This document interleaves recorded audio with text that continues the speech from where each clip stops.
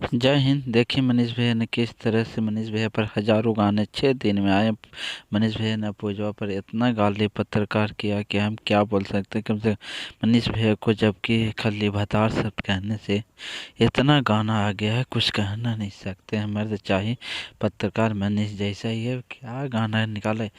बच्ची एक गलती से कह दिया, एक वर्ड बोल दिया, उस पर देखिए कितना गाना आ गया कि हम कह नहीं पाएंगे। देखिए किस तरह से मनीष भैया के चाहने वाले या पत्रकार मनीष भैया को देखिए, सब कोई विदेशी लाल यादव, कोई पूजवा पांडे, कोई यह चाहिए वे चाहिए, हम बोल नहीं सकते हैं, समझे। बोलने के लायक नहीं रहने दिया। सब थंबनेल जाके देख सकते हैं, थंबनेल है, सब जाके देख सकते हैं। वीडियो देखिए, 1 मिनट का बना हुआ वीडियो देखिए मनीष भैया के किस तरह से सब प्यार में बोले। ये देखिए वीडियो इसके लाइव आकर इतना, जबकि इस वीडियो की इस तरह से नहीं है। मनीष भैया लाइव आकर खाली बोले, क्योंकि पूजा पांडे के पास मनीष भैया नहीं गए थे इसमें। इस तरह से देखिए मनीष भैया पत्रकार करते हुए पूजा पांडे के पास गए थे, नहीं ये नहीं।